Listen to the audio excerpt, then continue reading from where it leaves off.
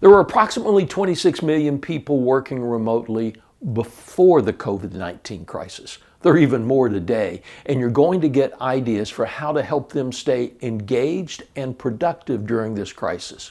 Stay tuned.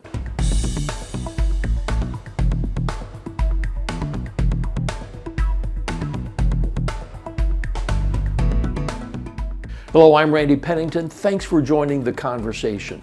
Last week, I shared ideas for leading your team in a time of crisis, and you can find the link to that video below. One outcome of the COVID-19 virus is that more and more companies are asking people to work from home. Now, we don't know the exact number, but it's believed to be in the millions. These are folks who are used to coming into the office, and many of their managers don't know exactly what to do with them. Here are 6 ideas to help your team be more effective as they work from home in response to this crisis. 1, keep them and encourage them to keep themselves safe. If you do nothing else, stressing that you want your team and their loved ones to stay safe is crucial, not just for your business, but for the world. There are people who will feel the stress of not having enough money. There are others who feel the need to put themselves at risk for the job. So do everything you can to alleviate that obligation or fear. It's the right thing to do, and it will earn the trust you need from your team. 2, be more flexible and patient.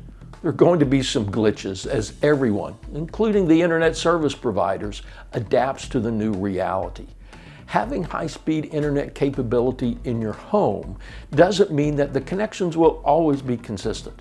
The bandwidth in residential neighborhoods is now being split among many more people who are also working from home. The person on your team is using it, and so are any other adults and children in the household. Service providers throttle speeds based on usage in the service area, and what was adequate for checking your email in the evening from home might not be enough with 2 adults on video conference and children watching streaming movies. So expect some hiccups could occur. You'll also need to be patient about workspaces and childcare. People who work remotely on a regular basis have a routine. They most likely also have a space set up for work and a way to manage their childcare responsibilities. Today, there's a good likelihood that people are working from their kitchen table, and you're hearing children in the background. There's also the possibility that team members will be juggling their work with making sure that their children are staying on task with their own schoolwork. This doesn't mean that you can't and shouldn't expect the work to get done, but you should expect that some things might take longer than they would if the individual was in the office. One way to manage that is to ask the individual to confirm that they can meet any deadlines that you've set, and then establish open communication to address times when those can't be met. And that leads us to number 3. Set ground rules and expectations up front. The routines and patterns for what, how, and when things happen will be different. If it's important, for instance, that people be available at specific hours, make sure that everyone understands those times. Also, make sure to build in ground rules for involving others in communication.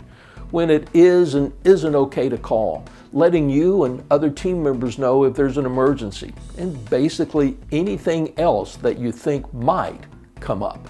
If your organization has policies and guidelines for working from home, be sure to consult those.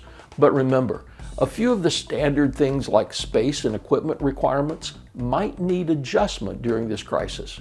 Generally speaking, employees injured while performing work are covered under workers' compensation regardless of where they are. Likewise, there might be some timekeeping and overtime considerations if the person is an hourly employee. I've included a few links to general articles about work from home policies and employment law considerations in the description below. Make sure to check them out. And remember, consult your attorney for guidance specific to your state and local requirements. 4, manage results, not activities. This situation could be just what you need if you have the tendency to micromanage. There will be some activities that you identify and agree on in your ground rules, But much of your focus needs to be on the result. You won't necessarily know how the person is spending every minute of every day. You can determine, however, if they are producing the result that you want. 5. Set aside even more time for feedback and make it video if at all possible. There are lots of options for creating digital face-to-face connections. Find one that works and use it. The best managers spend 25 to 30 minutes per day coaching and providing feedback to each of their team members. And being remote is not an excuse to cut back. If anything, you should have more connection. Feedback and coaching sessions should cover priorities, progress toward results, challenges the employee might be facing, and an update on what's happening in the organization. Working remotely causes people to feel isolated even if they do it on a regular basis. The transition from being aware of everything that's happening to being on a digital island is the challenge that you should help your team overcome. And 6, create social connections. Research by Dr. Matthew Lieberman, director of the Social Cognitive Neuroscience Lab in the UCLA Department of Psychology, shows that humans have a biological need to connect. Being more social makes us smarter, more productive, and happier.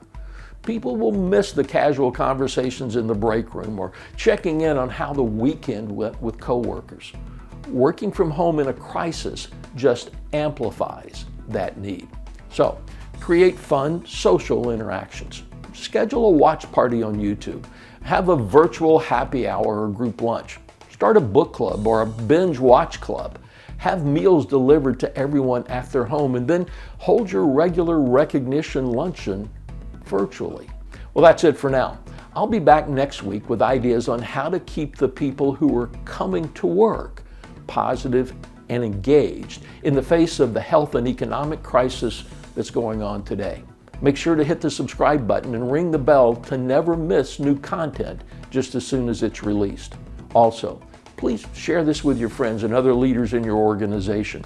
Give us a like and comment with your ideas and questions. I appreciate it. And remember, the heroes in every marketplace are known by their results, and leaders are known by their ability to positively influence others. Now is the time to lead. I'll see you next time.